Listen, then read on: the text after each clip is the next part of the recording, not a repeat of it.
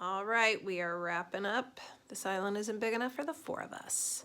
A shooting star streaked across the northern sky. Ah, peace and harmony, exclaimed Cornelius. Isn't it wonderful, boys, to have peace and harmony once again on Turtle Island? It was just after midnight, and Cornelius, Pete, and I were up on the moon viewing platform. This was the peak night for the Perseid meteor shower, and it was really putting on a show. Catherine and the girls had left a few hours earlier after we had all had some hot chocolate up in the treehouse. Of course, Cornelius, Pete, and I changed into some dry clothes first.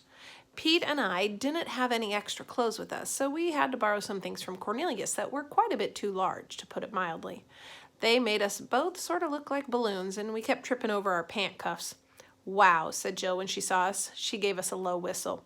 You two look adorable. She suggested we drop by their camp the next day, dressed the same way so she could take our picture. Sorry, I said, but we only wear these outfits on special occasions, like tonight and Halloween.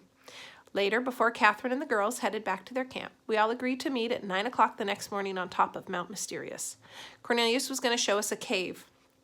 It was on the side of the hill, he said, with an entrance so nearly hidden that it had taken him 3 summers to discover it. Inside the cave, he told us, were 2 chambers, and on the walls of the inner one were some very strange, puzzling Indian pictographs. He said he knew we were going to like it. Pete right away named it Dead Indian Cave. Sunny said she thought Wild Horse Hideaway was a better name. Pete said he didn't think so. Sunny said she did think so. After a lot of discussion, they settled on Dead Indian's Wild Horse Hideaway.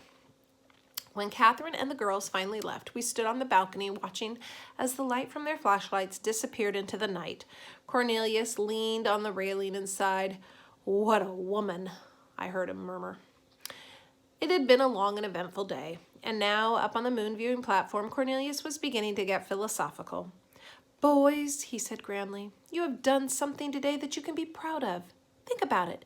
In spite of all your previous problems with Jill and Sunny, you have built a strong, enduring friendship with them.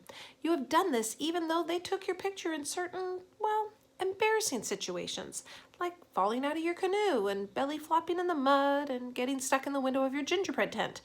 Yes, in spite of all this, you were still able to meet them halfway. You have let bygones be bygones.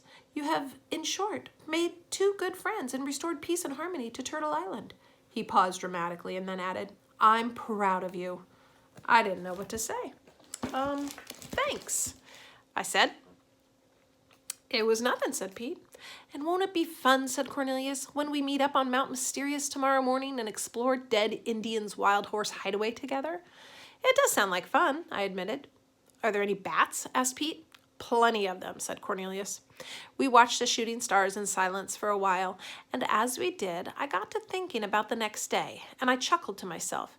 You see, actually, Pete and I were going to be a few minutes late to the meeting on Mount Mysterious. We had already made plans to take care of a little business first. Bright and early the next morning, we were going to be hiding in the tall grass on the ridge above the girls' camp. As soon as they left for Mount Mysterious, we were going to make a short, quick commando raid on their tent to get those pictures. And while we were there, we thought maybe we'd take the time to stuff their sleeping bags full of leaves and lily pads. After all, we wouldn't want too much peace and harmony on Turtle Island, would we? And that's the end. Okay, I'm going to show you the front, and maybe you guys can do your mind picture. So if you have some time and you want to get a piece of paper out and do the title and the author and do a picture of your own, maybe of the tent, of the treehouse, of the turtles, of multiple things, of the kid falling out of the canoe, go for it. And that's it.